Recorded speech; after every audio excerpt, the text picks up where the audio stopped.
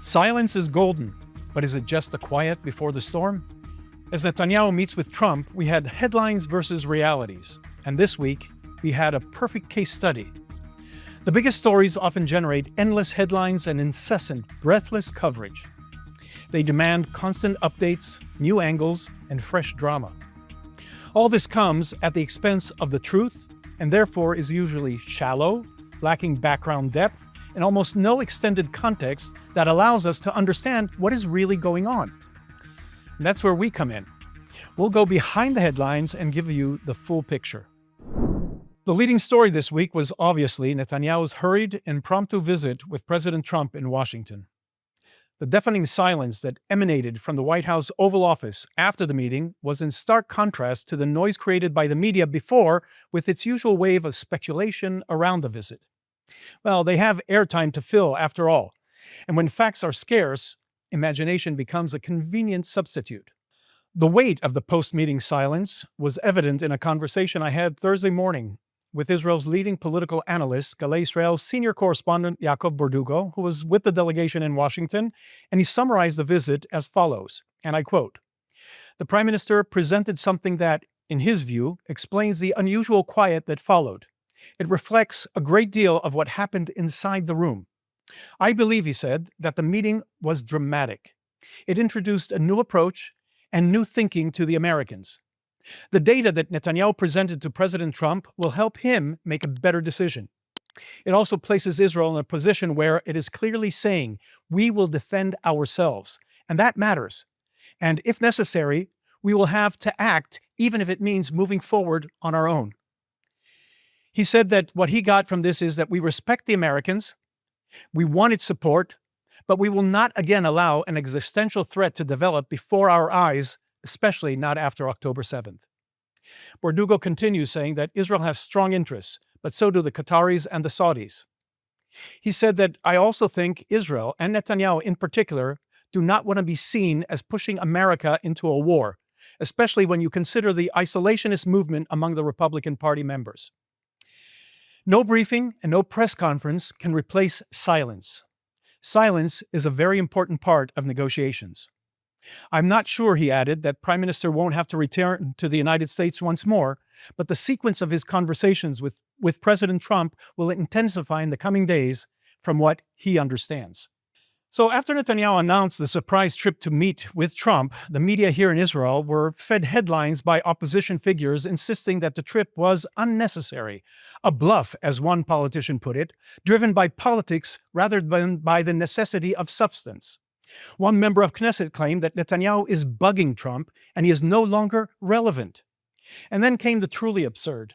A former boneheaded soccer player turned political commentator claimed on air that Netanyahu actually flew to Washington simply to bring his wife back to Israel because he said there's no evidence that she's even in Israel. He hadn't seen her. Did anybody else? This is what happens when commentary replaces reporting and gossip replaces analysis. What we can definitely determine is that Netanyahu decided on the urgent trip to go to Washington out of concern that Israel must clarify its position regarding Iran. The Prime Minister last week concluded that speaking through intermediaries was no longer sufficient, and that a direct personal conversation with President Trump was required. This, especially after the American president spoke of excellent talks that they had with Tehran, which immediately raised a red flag in Jerusalem. And this is not mere speculation. Before boarding the plane to Washington, Netanyahu was very direct in a statement he made.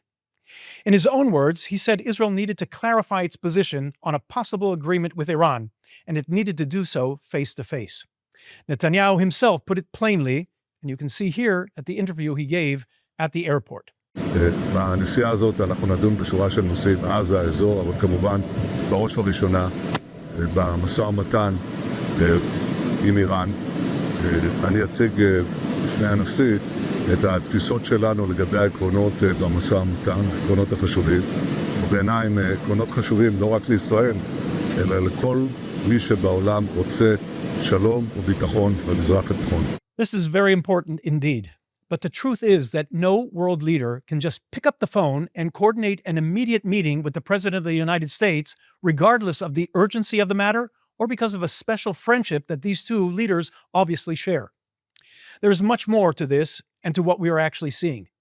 Keep in mind that Netanyahu flew to Washington with his military attaché and who is going to be the next head of Mossad, and after he held meetings with the IDF chief of staff, the head of military intelligence, and the commander of the Israel Air Force. This is meaningful, as you'll see in a moment. The 2026 JNS International Policy Summit will take place April 15th through the 17th at the Waldorf Astoria in Jerusalem. Register today at jnssummit.org and use the coupon code JNSTV, that is JNSTV, one word, to receive 20% off all tickets. I look forward to seeing you in Jerusalem. And as I promised, there is more going on. First, the meeting is part of the international strategic realignment Trump is constructing and which I have discussed in previous podcasts. Netanyahu in Washington also declared that Israel is joining Trump's Peace Council. Second, Netanyahu's visit ties in specifically with the changes to the U.S. security policy as detailed in the United States National Security Strategy document that was published in November 2025. The National Security Strategy document lays out the U.S. foreign policy principles, priorities, and focus on global regions.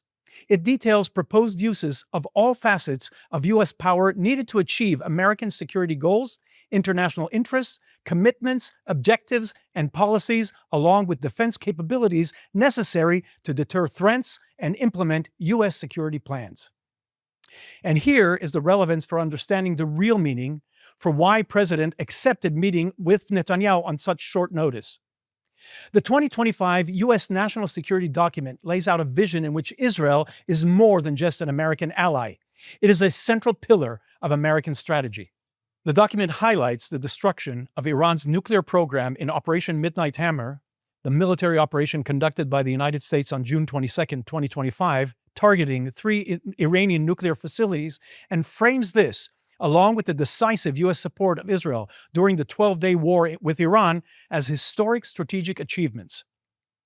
Israel is described in the document as a model ally, the example Washington wants other partners to emulate.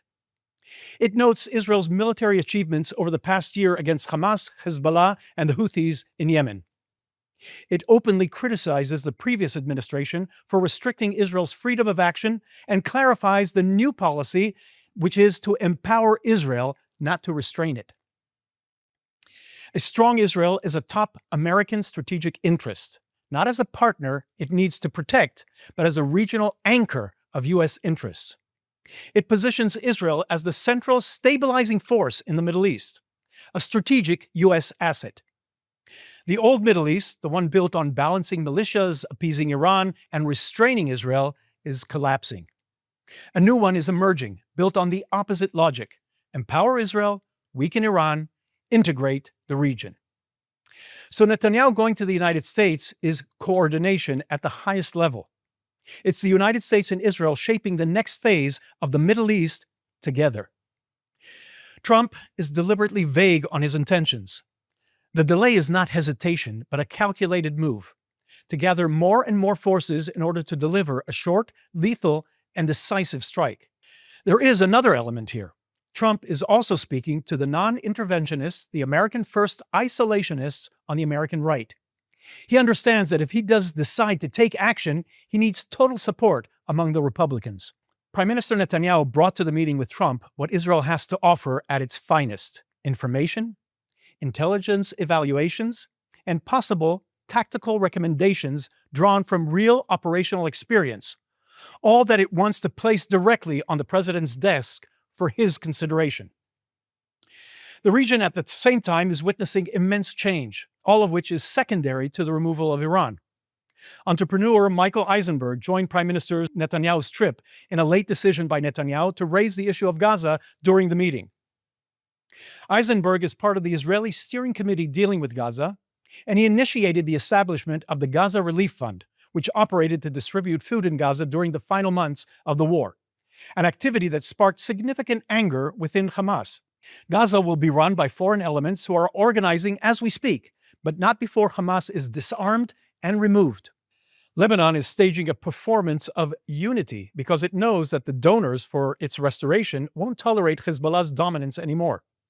Hezbollah is weakened and internally fractured, incapable of even responding to Israel as the organization attempts at rearming. Gulf states are deepening security ties with Israel, while on the other end, Saudi Arabia is not pleased with the growing international standing of Israel, as I assume the Europeans are. And Turkey is worried the change in Iran will bring a flood of Kurdish refugees into its territory, igniting a population shift it will not be able to handle. The countries in the region are concerned about the Iranian response and what it will be and how fatal it will be. Israel this week announced, while Netanyahu was in Washington, that it has made significant improvement, strategic changes to its missile defense system since last June, when we intercepted 91% of the 550 missiles Iran launched at Israel. But as former cabinet minister and now the director of Rafael Defense Industries, Dr. Yuval Steinitz said, he'd rather we faced 50 Iranian missiles hitting our country than a single Iranian nuclear bomb. That puts what we are dealing with in the most profound way. And now to other connected matters. I'll start with Lebanon. Just this week, Senator Lindsey Graham abruptly ended a meeting with Lebanon's chief of defense after the general refused to acknowledge Hezbollah as a terrorist organization. This raised the concern of the Lebanese state's inability or unwillingness to rein in Hezbollah, and that the Lebanese armed forces are deconflicting with Hezbollah instead of confronting it. Inside Lebanon itself, though, there is evidence of a shift taking place.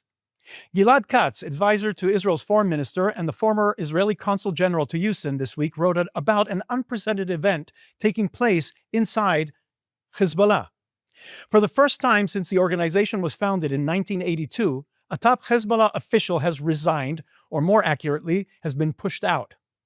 Wafik Safa is considered one of the closest people to Hezbollah's former Secretary General Hassan Nasrallah, who we eliminated about a year and a half ago. His role was essentially to coordinate and liaise between Hezbollah and various organizations and entities that work with it. Such a resignation, Katz explains, is further evidence of the deep crisis Hezbollah is in. And it's not happening in a vacuum. At the very same time, the Lebanese prime minister toured southern Lebanon, something that in the past could not have taken place without Hezbollah's approval. And now, no one is asking Hezbollah for its permission. According to Katz, Hezbollah is under pressure from every direction, from Israeli strikes, from the Lebanese public, from the Lebanese government, and from the Americans. And the more time passes, the clearer it becomes that the operations Israel carried out, including the elimination of Nasrallah, fundamentally changed Hezbollah's ability to function. From a strong, large, intimidating organization, Hezbollah is now weak and unable to recover. Katz stresses that Israel must continue its zero-tolerance policy toward Hezbollah, thwart every attempt at reorganization or recovery, strike as many operatives planning attacks as possible, and signaling to Lebanon that dismantling Hezbollah is the only solution for their country. No one, he adds, would have believed such a situation possible or realistic just 2 years ago. Therefore, anyone claiming that a terror organization cannot be defeated militarily should be reminded of what we did to Hezbollah, because this is what a clear military victory looks like. I want to focus for a moment on the event Katz mentions in his article, Lebanese Prime Minister Nawaf Salam's 2-day tour of southern Lebanon deep inside Hezbollah-controlled territory. He went to the town of Kile, one of Hezbollah's most entrenched strongholds, and was greeted with Hezbollah flags waving above him. The last time Salam visited Kile a few months ago, residents cursed him. He was seen as an anti-Hezbollah, a man who openly said the group must disarm. This time, he was welcomed during his visit. Why the change of attitude? Because South Lebanon is devastated. Entire neighborhoods that served as Hezbollah military bases are in total rubble. The only way to rebuild is with foreign money, money that will not flow if Lebanon looks like a failed state run by a militia.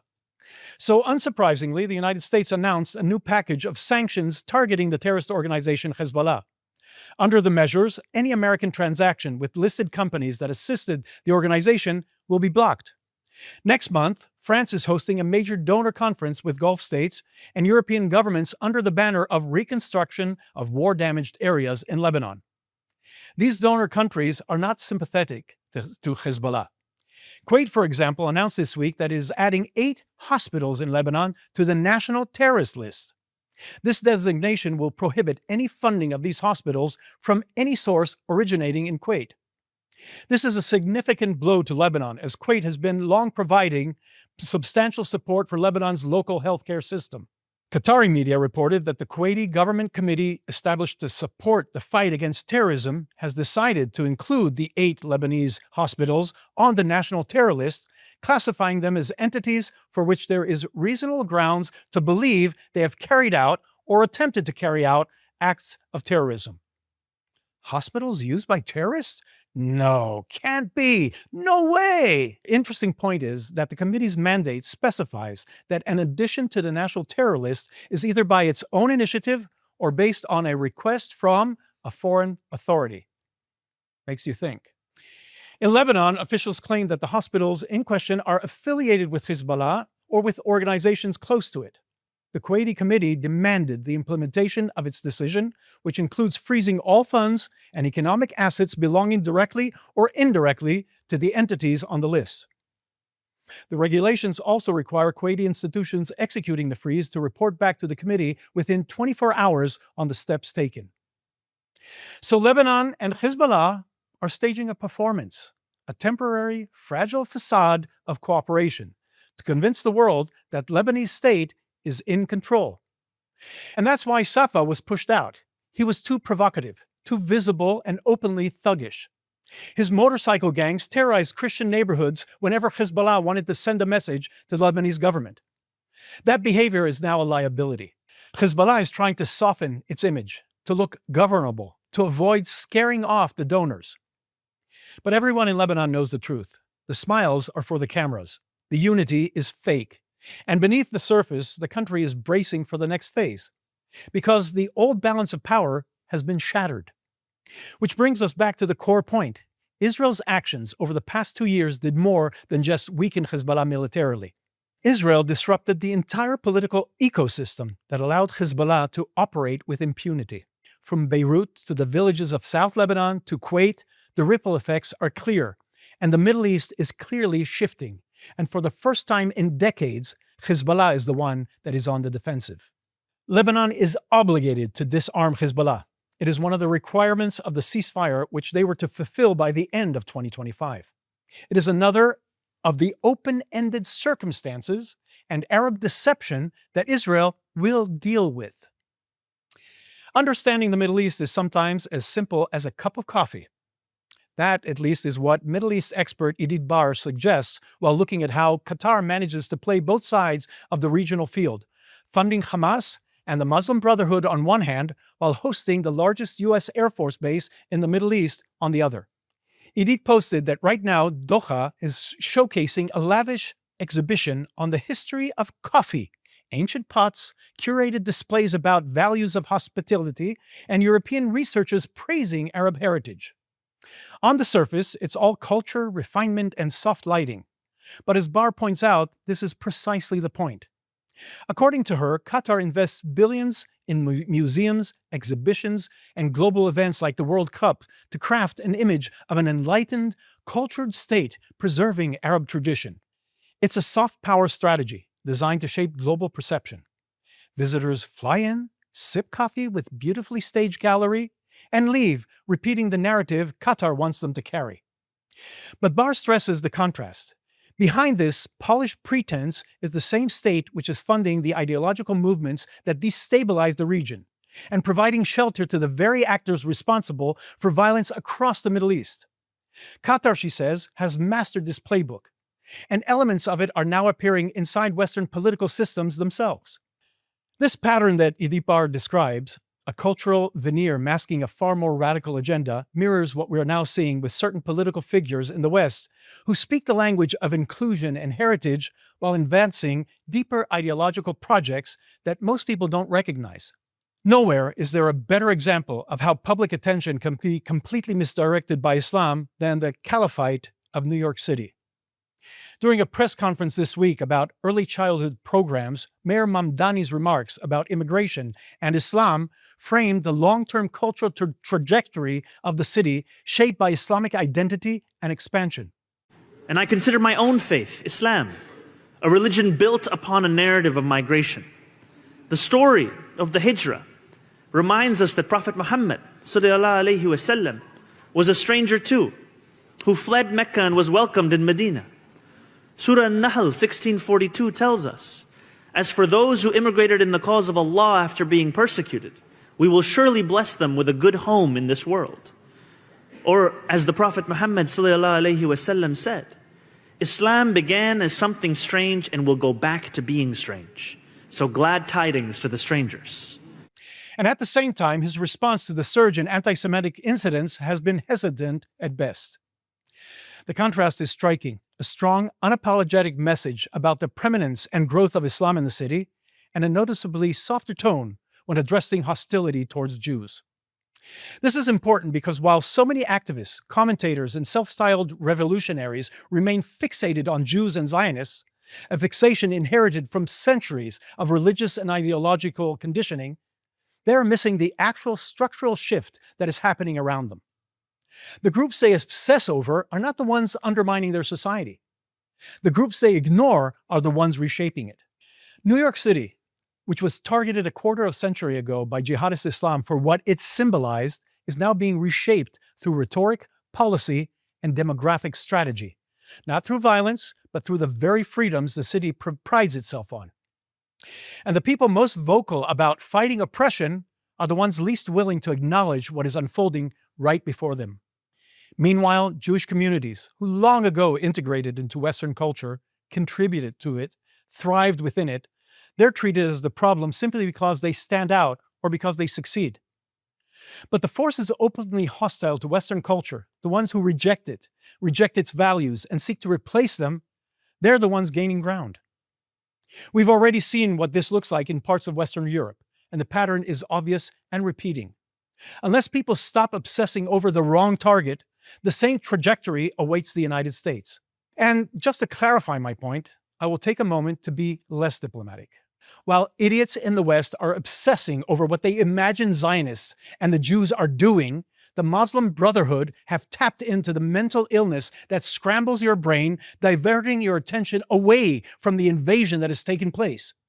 New York City is now in their hands.